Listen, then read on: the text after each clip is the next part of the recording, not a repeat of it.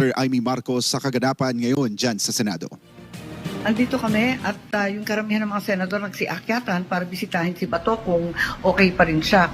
Dahil kami nagtataka at nagdatingan yung mga opisyal na kada isa, kanina, hindi sumami nagtataka mga senador. Sa kaganapan ngayon dyan sa Senado. Tuloy pakinggan muna natin ang naging pahayag ni Senator Amy Marcos sa kaganapan ngayon dyan sa Senado. Andito kami at yung karamihan ng mga senador nagsiakyatan para bisitahin si Bato kung okay pa rin siya. Dahil kami nagtataka at nagdatingan yung mga opisyal na kada isa, kanina, hindi sumasagot sa amin, denied to death sila. Sabi nila lahat na talagang wala silang kinalaman. Nag-umpisa sa ating PNP, dumating si John Vic Remulla, wala rin siyang kinalaman. Ganon din ang NBI, Dedma rin. Lahat sila walang alam pero putukan, tuloy-tuloy. Ganon din, kinausap pa si Presidente Bongbong, si BBM. Sabi din, hindi naman daw niya utos yun, ba't daw nagkaganon? Andito pa kami, kanina pa kami narito, pero talagang walang umaamin, walang may alam, lahat sila gulatan. Hindi ko maintindihan. Nako, nagkakaputukan na dito sa inyong Senado, amoy usok na sa lahat ng sulok, hindi namin mahanap ang aming mga kapwa senador at hindi kami makapaglabasan. Ay, eto, ang sabi nila, talagang denied to death. Pero, ang sabi ng NBI agents, inutusan daw sila personally and directly ni BBM, arrest Bato at all costs, kahit sino pa ang mamatay, kahit sino pa ang madali, basta pasukuin si Bato. Ngayon din. Kaya't di na namin maintindihan ano ba totoo. Mukhang wala namang nag-utos nito. Bakit nagkaroon ng Senate siege? Attorney, your comment on that dahil makikita po natin parang same pattern o same messaging last time nung dinakip si dating Pangulong Rodrigo Duterte at dinala dyan sa The Hague, Netherlands. Denied to death din ang nasa administrasyong Marcos. Your comment on that, Attorney? Well, ngayon lang po talaga lumabas sa isang testigo na nagsasabi na bago ilipad si President Duterte sa The Hague ay nagbigay ng warning itong dating Chief Justice at Executive Secretary Bersamin na labag ang gagawin, no? Labag sa Rome Statute, labag sa Saligang Batas. At ito namang warning neto ay sinang-ayunan ng head ng transnational crimes na ngayon po ay LTO chief, no? Ang nagsabi talaga isa kay na yan ay walang iba kung hindi ang Marcos Bangag, no? So hindi po ako nagtataka na talagang ang order ngayon talagang hulihin yan si Bato kasi maski na magkaputukan kasi nga yan ay kabahagi ng mas malawakang layunin na takutin ng mga senado. Ang ginagawa po nila is they're promoting a reign of terror in the Senate para lahat sila ay bumoto laban kay Inday Sara Duterte, no? Pero nakita nila ngayon, hindi pala madali matakot ang mga senador na mayroong mandato galing sa buong sambayan ng Pilipino. So naudlot, kumurap ang presidente, ang nanalo sa ngayong gabing ito ay demokrasya, pero tayo po ay continue maging listo at magmasid dahil hindi po titigil yan hanggang hindi magkaroon ng katuparan ng gusto nila na takutin ng mga senador para mapaalis si Inday Sara sa pwesto. Sa tingin ninyo, Attorney, ano dapat ang maging hakbang ng administrasyong Marcos? Kasi kung nakikita po natin, kung magtutuloy-tuloy po ito, parang hindi magiging lugi ang ating mga kababayan, lalo na sabi nga ni Vice President Sara Duterte sa kanyang statement na ikinakakalungkot niya na dahil dito sa pangsariling interes ng ilang mga politiko ay parang nasasacrifice yung mga kababayan natin, sila yung nagdurusa na imbes na tugunan ang kanilang mga problema, lalo na sa mataas na presyo ng mabilihin, dito nga sa mataas na presyo ng gasolina at dito sa nangyayaring inflation dahil sa krisis ay mas inuuna pa ang interes ng mga politiko. So ano po dapat ang gawin ngayon ng administrasyong Marcos? Kasi sila naman ang humahawak o sila ang nagpapatakbo sa ating bansa. Well, tingin ko ang pangyayari sa Senado ay magbibigay lakas loob, no, sa ating mga kababayan na manindigan na talaga para matigil na ang rehimeng Marcos Bangag. Tingin ko yung katapangan at katapatan na pinakita ng mga senador ay nagbigay buhay at nagbigay tapang din sa sambayanan na manindigan na tama na, sobra na. Nakita nila na talaga ang pakay ngayon ay puro politika sa gitna ng paghihirap ng taong bayan at alam na nila ngayon walang kaduda-duda na ang solusyon para tayo ay makausad ay mawala na itong administrasyong bangag. Samantala, Attorney, pakinggan muna natin itong naging pahayag ni DILG Secretary John Vic Remulla at Senate President Alan Peter Cayetano, kaugnay pa rin sa mga kaganapan dyan sa Senado. Sige. Imperial make a statement. Narito na kayo. Sorry na. Good evening. Sir. Thank you. Kasama ko lang ang mga senador ngayon at nagpulong-pulong kami para makita talaga ako ano yung nangyari. Ang chronology of events at approximately 7:46, armed men tried to enter through the second floor but were stopped by the USAA. They had firearms with them, but the USAA fired a warning shot. They retreated at the back and started firing indiscriminately into the air. Now, we do not have a definite count of how many people tried to enter the building.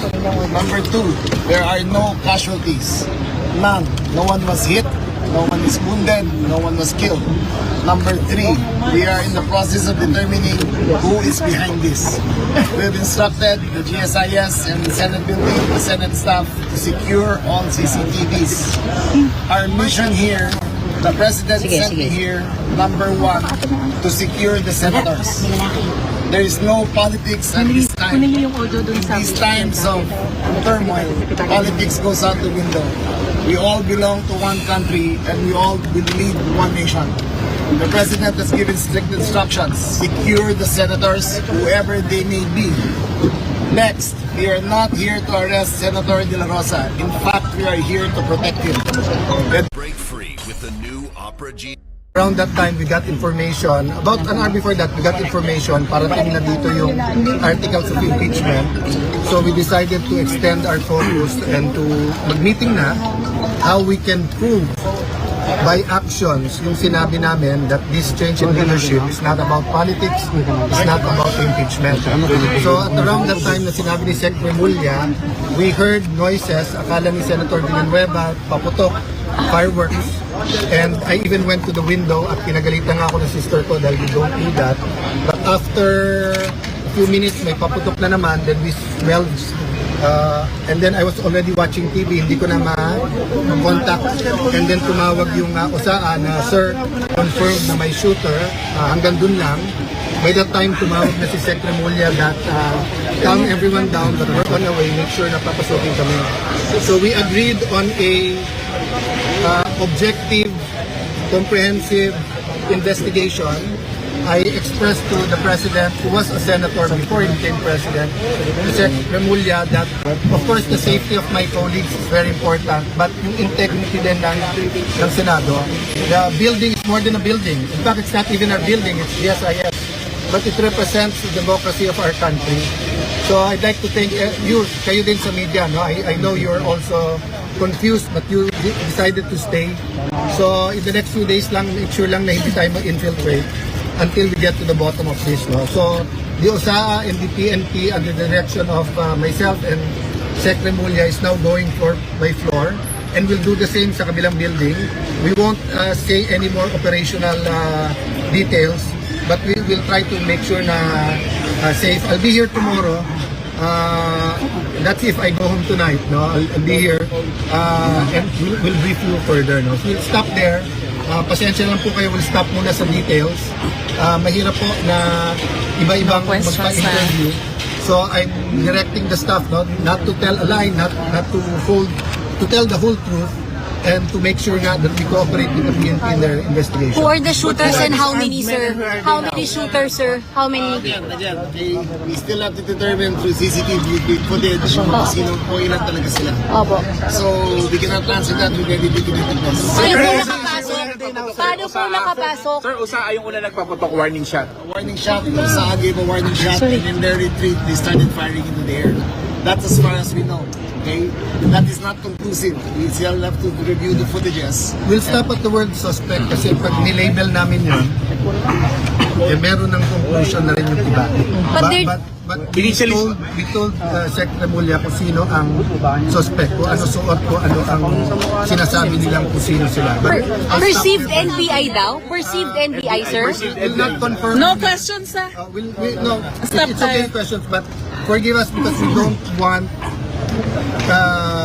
to say something na hindi mabawi. If government did this to government, we are in trouble. And I want there is a presumption of regularity na hindi to gagawin ng kahit anong agency sa atin. Having said that, from the President down to the secretaries, ilan na rin silang tumawag, assures us na magiging independent at no holds barred investigation. Perceived NBI po ba yung nakapasok? Perceived NBI ba, sir? Please do not ask questions that are leading. Pero sabi po kasi ni Secretary Mendoza, sir, Do Secdong. not ask questions that are How about leading. Sen Bato? Please do not ask Senator Bato de la Rosa, how is he, sir? Senator De La Rosa has been informed that we are doing a sweep of the building. He has informed us that he wants to rest in his chambers. He is safe. He is with his security personnel. He has been informed of our activities. We have assured him that there is no warrant of arrest to be served. Okay? I am here to ensure the integrity of the Senate and to protect the protection of all the senators. Okay? Please. What's the, walang motive pa, sir, kay You Nikita? cannot ask questions of any detail because we cannot start answers with that. Even kung paano po nakapasok, sir? So either we have to Kung repeat nasa na the sila, sir, wala rin nag-pursue, sir, walang umabol. protection ng number one side. one reason we cannot tell you, ongoing pa. Tapos hindi mo na Ongoing pa. There's two buildings. So it's ongoing and we don't want to also what we call this telegraph dun sa investigation. But we're all doing what we can. And USAA is there. And the PNP, the Chief PNP, binigyan ng specific instructions ni SIL. But the Senate is safe. Senate is safe, sir? All the floors. We are sweeping all the floors. We have asked those non-essential personnel to leave and we will investigate each and every person in that are not essential here. May pasok po ang Senado bukas? So far, yes. I'll decide mamaya. But so far, kasi nga dumating yung articles of impeachment at may meeting nga coordination ang lahat ng heads. Having said that, may I also appeal to any of you or anyone in the Senate kung may videos kayo na you think it will help the investigation, submit it to us. Kasi maraming allegation, maraming denial. We have FB Live, sir. Yes. We have FB Live. Meron kayong videos, please submit it to those for our investigation. Sir, No one's under custody. Pero persons of interest meron. Wala pa rin. Sen, how about the articles of impeachment po? Kamusta? Was it secured? It's secure, nakaalis na rin yung